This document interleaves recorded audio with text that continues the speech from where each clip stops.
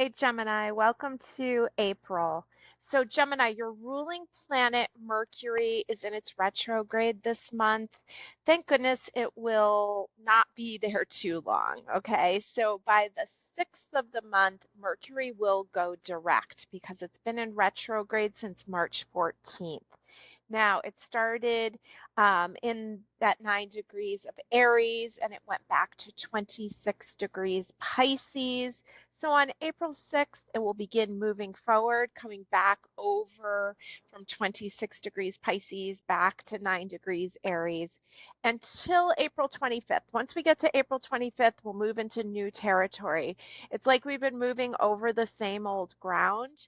Um, 3 times over. And during that period, Mercury was kind of doing a dance with Venus, who was making the same retrograde, okay, through it in Aries to Pisces, which is interesting to see that happen when both planets are retrograding, so they're almost dancing together, okay? Now, Mercury, again, is your ruling planet, so things will get a little bit more clear for you once we get past April 6th and definitely once we get towards the end of the month at April 25th. Now, you still have Jupiter, the planet of luck and blessings in your sign. So this is a really great thing. And Jupiter has been in your sign since May of 2024, and it'll be there till June. So you've got a couple more months of this planet of luck and blessings. So let's envision this things returning to you, okay? Because you had all this retrogrades going on and maybe some things got lost in the mix, right? Maybe you had some jobs or something. If you bid on jobs, maybe something disappeared. Maybe you've lost an item. Okay, but these things can return to us. Maybe there's been some relationship issues, but now that Mercury, the planet of communication, goes direct, you'll get your third swoop over things and there'll be more clarity, okay? So you can actually negotiate something. Now, you do have a trine going on, a positive aspect with the planet Pluto. And this is going to be going on for a long time, like 19 more years. So enjoy the trine with Pluto. Pluto does rule other people's money. It rules sex, it rules power, it rules deep emotions. So you're going to have this beautiful trine going on for a very long time. And this can really help you financially also. You do have a square going on with the planets that are hanging out in the sign of Pisces. We know there's been a lot of planets in Pisces for a while now. I think we're all about tired of it. But a lot of these planets are going to be marching their way into Aries. So that will be a little bit better for you, Gemini. So the square still going on with Venus and Saturn and Mercury, but not for that much longer, as all those planets are going to be making their way into Aries soon, including Saturn, which has been hanging out with you for a while. So you're going to be happy to see that move forward. Uranus, the oh wow planet, the anything can happen, kind of like the breakthrough planet, enters Gemini in July. Okay, so that's going to be interesting when you get Uranus in your sign. And so you're kind of trading Jupiter out for Uranus. So enjoy Jupiter while you have it. Uranus, just never know, rules the sign of Aquarius. It's considered the unconventional planet. I just learned recently it's the only planet that rotates on its side. So things are going to get interesting for you, Gemini, over the summer. Now, let's see. Enjoy the full speed ahead once Mercury goes direct, just the way you like it. You have the moon in Gemini towards the end of the month, so those are going to be times when you probably feel, comfortable, feel yourself. So the moon enters Gemini on Tuesday, April 29th at 2:34 a.m. and it stays there through the 30th and through the 1st until 3:23 a.m. Okay, so you've got some power days there. I don't think the moon was in Gemini. Oh no, the moon is in Gemini at the beginning of the month. We start the month off. So we start and end the month with you, Gemini. So you also get power days on April 1st, April Fools at 4:26 p.m. through the 2nd and the 3rd until 6:50 p.m. I tend to find when the moon is in my sign, whether that be my sun sign or my moon sign, I tend to feel more like myself. Okay, so be interesting for you to pay attention to that and see if that's true for you too. So, Gemini, let's pull a couple theme cards for you this month, and we'll use this zodiac wheel here to put cards on so we can talk about all the areas of your life, okay? So, let's start off with your theme cards. The first one is from the Herb Crafters Tarot, and you have the Eight of Air, and it's licorice. Now, I have to say that I think licorice is my favorite plant. I think there's a plant for everybody, and I think my plant is licorice because licorice is so good. You know, I've been working with my naturopath, Dr. Z, for many years now, and we just kind of were laughing about how licorice is like the ultimate plant because it helps the stomach and it helps with hormonal issues. And I have found taking licorice has helped my stomach so much. Now, yes, it does lower blood pressure, so you need to be aware of that. So make sure you consult with the doctor before you jump into using licorice. But what a great plant. It's so sweet. It's really been helping me with sugar cravings too. So the Eight of Air, Eight of Swords showing up here. And it looks like, you know, the stone arch, it looks a little worn away here. We see the gate opening. Honestly, I don't even know if I've ever seen the plant licorice. So now I feel really inspired um, to maybe find one at the nursery and see if I like what it looks like too, because it looks like it has some big flowers to it.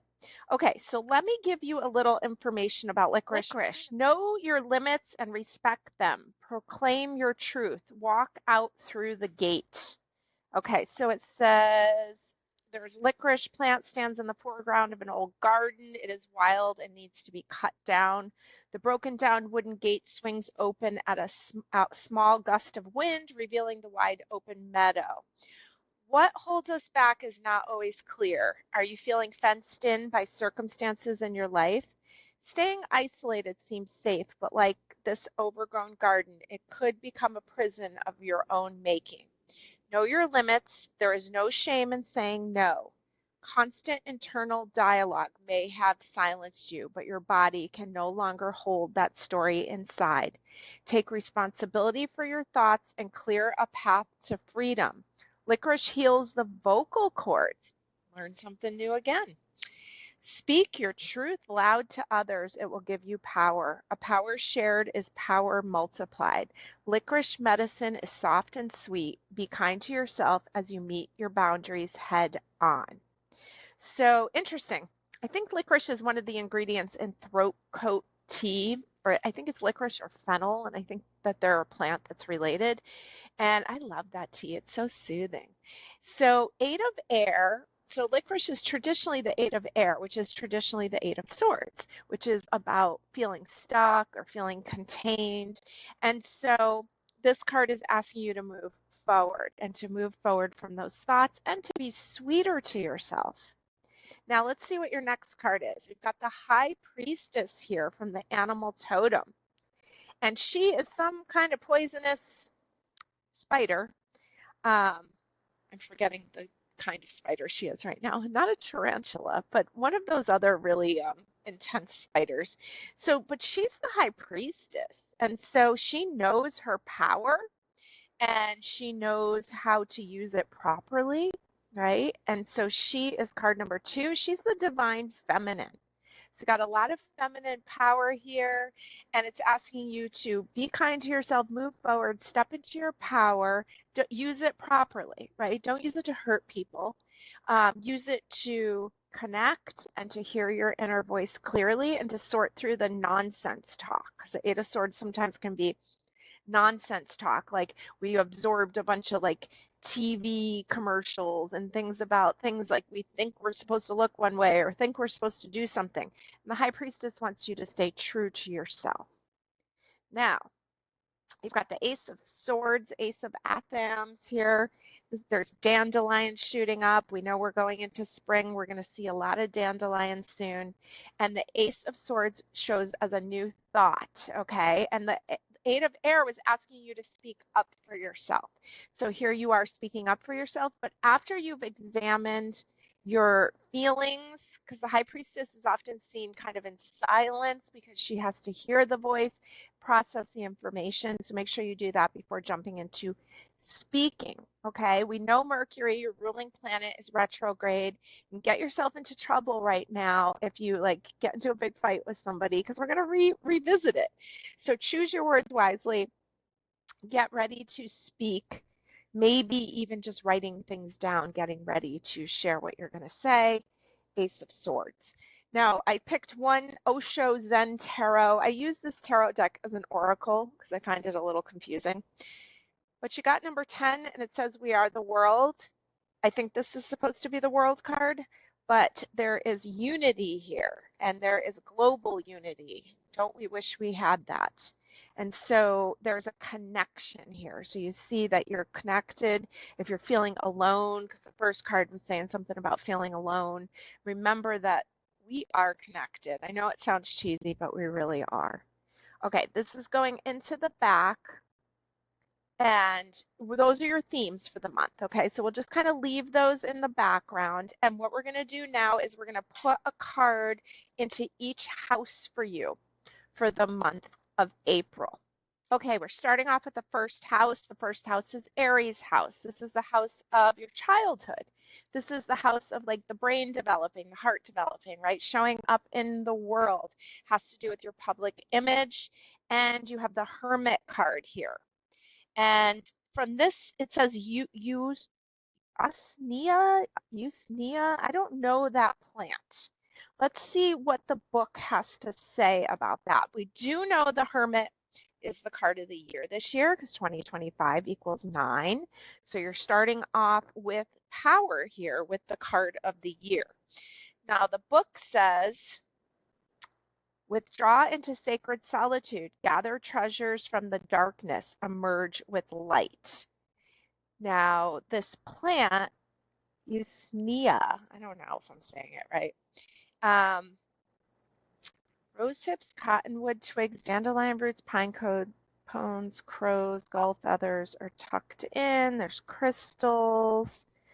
Let's see, rest and stillness are good medicine. It says Usnea, also called old man's beard, grows long and healthy on trees where the air is clean. Find your mountain, ask for guidance from nature. There are many gifts to be gathered in dark times. Rose hips, cottonwood, and pine comes among them. Seek understanding from the allies you encounter during your alone time. Okay. All right, so it's asking you for your public image for Aries energy for I am, the house of I am. You're getting the Hermit. So it definitely wants you to retreat in. It's a very wintry looking picture. We're kind of coming out of that season, but it's still like almost like grab the end, the very end of it while these planets are still in Pisces, and make sure that you've gotten enough rest and retreated back enough. Also something about making things beautiful out of simple things. Now, your second house is Taurus's house. This is the house, some people just call this the house of money. I call it the house of value. This is a Venus house. This is the body, all the adornments of the body, all the things that are important to you. Here's the Ace of Pentacles showing up, and this is the dung beetle. And so he, the dirt and the whatever's down there is really important to him, okay? So he is focusing on what's of value. This is an ace, so I think of aces as lucky, I just do.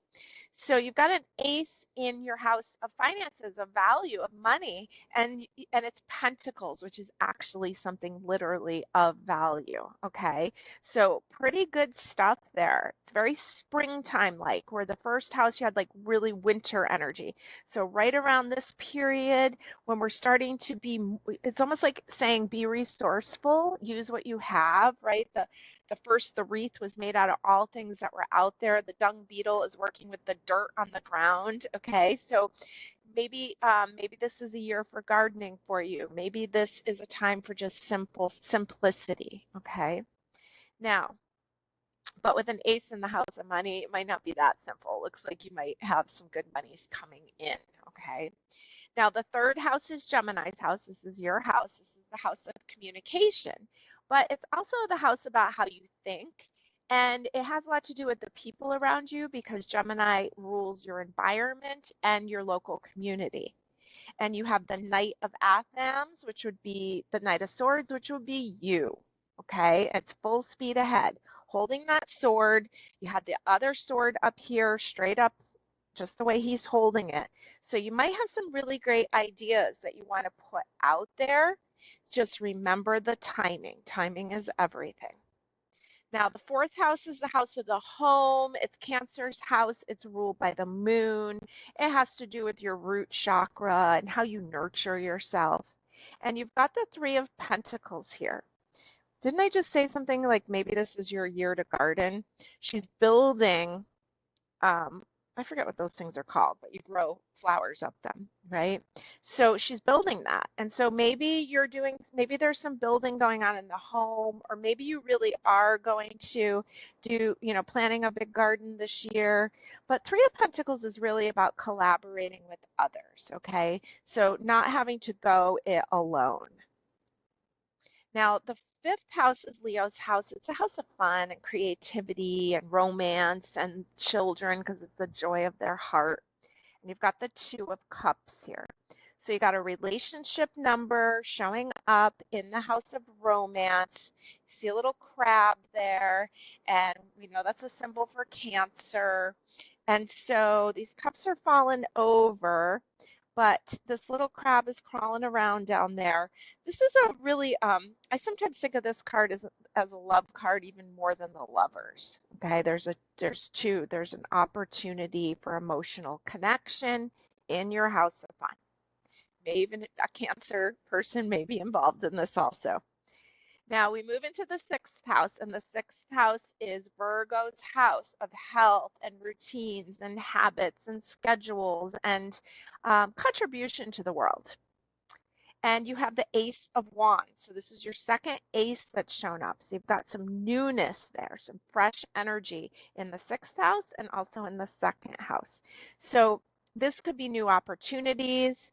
This could be, it's interesting, it almost looks like that wand was made out of like cherry wood because it looks like there's cherries there, and I think that wand's made of wood.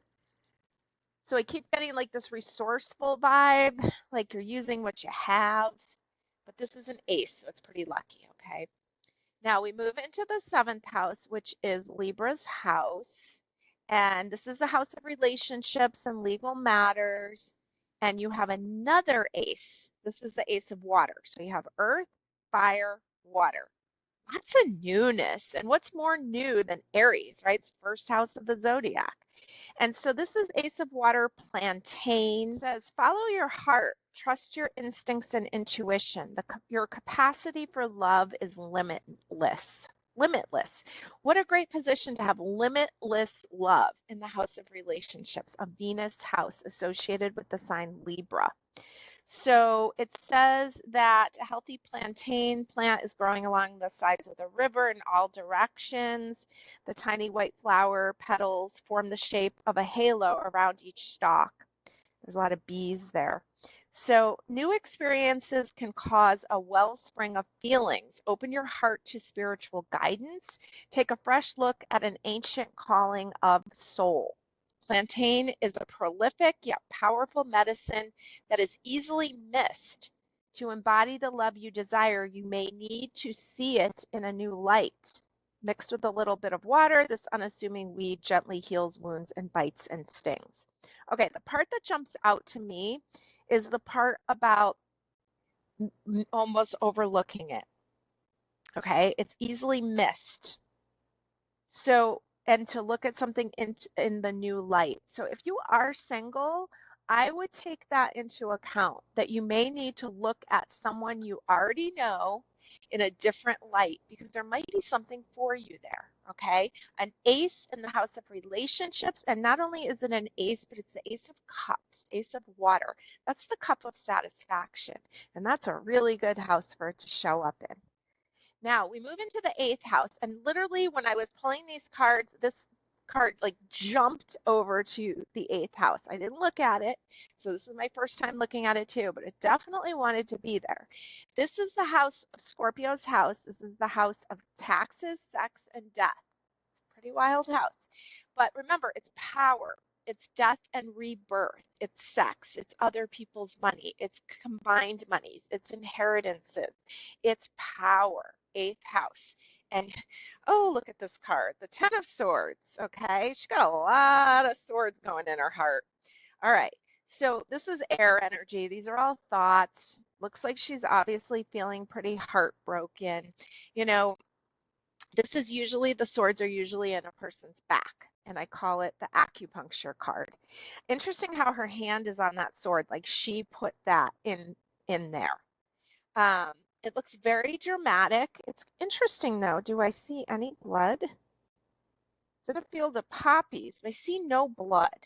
Feels very dramatic. It almost feels like she's an actress.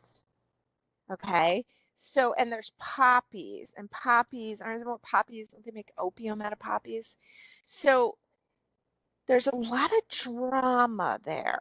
Very interesting. No blood, just lots of poppies in the background. It's almost like she, I don't know, I kind of almost question like these swords not being literal, this being like doing ourselves in with our own way of thinking. Maybe we're really worried about money. Maybe we're really scared about death. Maybe, maybe we've been partying too hard, okay? But there's something going on there. I'm going to pull a clarifying card because I find that card a little bit confusing. Let's see what else. And the King of Pentacles is the clarifying card. So the King of Pentacles showing us that there's plenty. Okay, so maybe if she was worried about money, he's saying, no, there's plenty. I'm just going to pull one more because I just want to make sure I know what I'm talking about there for you. And the Knight of Wands. Okay, so it almost feels like drama. It feels like maybe you're just really scared about money, you're scared about taxes. Like we're coming up on tax season, right? We're April 15th. So you may be feeling overwhelmed. But remember, the King of Pentacles showed up and he's the king of money. So I would feel those feelings and then move on from them, okay? Now, the 9th house is Sagittarius's house. It's a house of the bigger picture. It's about traveling. It's a house of philosophy. So you're kind of questioning everything. It's a house of religion, or the opposite, breaking free of religion. It's a house of publishing and teaching. And you got the adventure card. And that's interesting because it's a house of foreign travel. So there's an adventure here, all right? And so it's calling you. Now, the 10th house is Capricorn's house. It has to do with your career and your long-term standing in the world. It's a house of fame and awards. It's a house of your reputation. And you got the Four of Wands. And they look like they're having a nice time together. Looks like they've made cider. Looks like there's plenty. It's being served up. Usually for Four of Wands, looks like there's been a wedding, okay? But there's some kind of party going on. It looks very reciprocal here. This might be the person that she's known for a while that now she's got to look at through fresh eyes because there could be love in the air. This is right up at the top. So you've got that card of like a joyous party, connection, sweetness, right? All the apples, using what's resourceful. It's kind of been a theme here. And the adventure card up at the top. So those are the ones that are kind of raining down over the top. Not bad cards to have. All right, now we go into the 11th house. This is a house of friends and large groups of people. It's Aquarius's house, so it's a house of newness, themes of your social life, but it also has themes of your hopes and dreams. And you've got this funny card, the Five of Swords here. And what deck is this from? Green Witch Tarot. So the Five of Swords, 5 is a number of change, swords is the mind, and it looks like someone's like bullying you around, right? Someone's like telling you what to do, ordering you around. And there's a change happening, Five of Swords, change of thought. Let's put a clarifying card there for you also. And it's the Two of Pentacles. And so it's a relationship number. And there's the pentacles. There's the nest. It's interesting. The nest is like on the ground. Okay, so you may want to be careful in some of your friendships. It may not be, it, I'm using the word safe. I don't mean like, I don't think you're going to get hurt. I just think that like you could get emotionally hurt. So protect yourself a little bit more and and speak up for yourself. It's really what I'm getting. Speak up for yourself. Now the 12th house is Pisces house, and it has to do with breaking apart old karma, bad habits, bad routines, breaking them up, stopping the cycle. It's a house of secrets. It's a house of retreating back. And we have the King of Wands here. Okay, so he's holding the wand. We saw the big wand here over in the 6th house, and the 6th house is right across from the 12th house, right? They're in opposition. So there's that wand, and now he's holding it over here, and he's retreated back in his home. So you may have some creative ideas here. All the things that came up while we were talking about the 6th house, now we see you kind of sitting with it. He's smiling. He looks happy. The King of Wands is usually seen as a traveler, but maybe he's on the road and maybe this is where he's staying. Okay, so retreating back. He's in his power. He's a king position. He's holding that wand. There's some newness showing up. We were seeing how that wand seemed like it was made of like cherry wood over here, and there's more sweetness to it, but there's some newness showing up. So it looks like a great month for you. So I'm going to put a card in the middle that talks about how you're going to feel this month, Gemini. All this stuff going on, but how are you going to feel? Oh, we got two runaway cards here. One is the High Priestess, the Mugwort card. She's the divine feminine. She's a 2, so she's in relationship. Now, in this deck, it's like a bag full of mugwort. Mugwort is used, people drink it to have like great dreams. There's a lot of crystals going on here.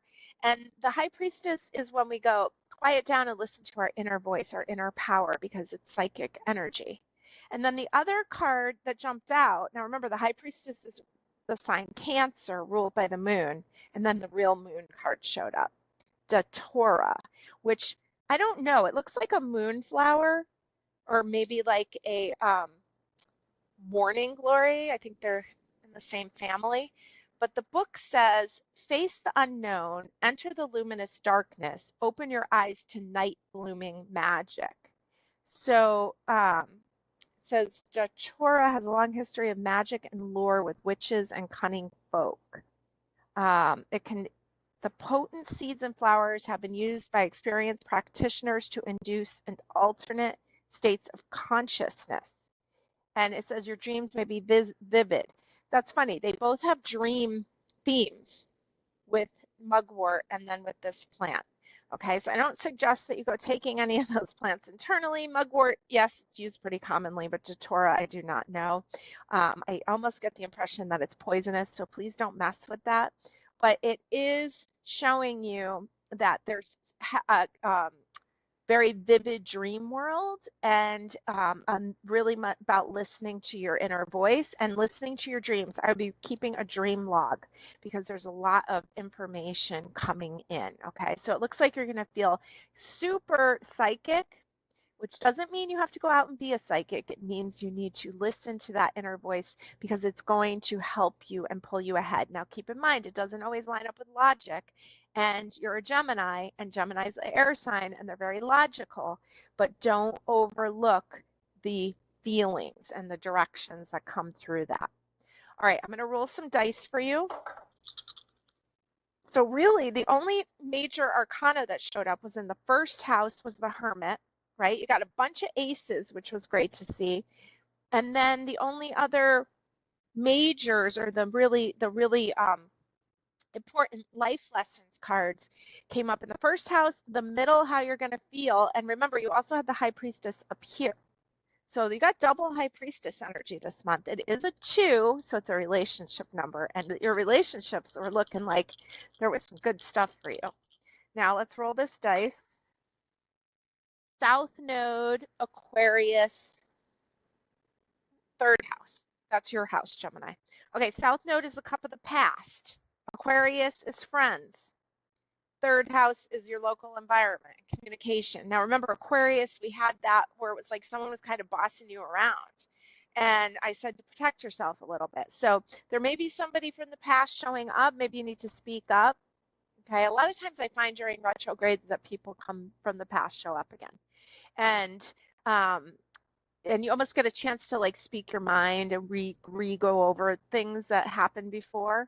Okay, I know a lot of people say your ex shows up during Venus retrograde, which I have to laugh. I heard from an ex right before Venus went into retrograde. Well, it was in a shadow period, just in a message, and it had been years. So, there might be something to that. All right. So for you, you might have someone from the past show up, but there's something here that you need to advocate for yourself. So don't forget that part. Okay, I'm going to throw a few charms. Love throwing the charms around. Okay, so we've got G-O. Those are my initials. You've got the word, you got a blank over here. You got a Z, an N. I could make the word gone with the blank. Got the word lone with the blank. I got a D and an L. So we can make, let's see, loon, L-O-O-N. We've got the word goon.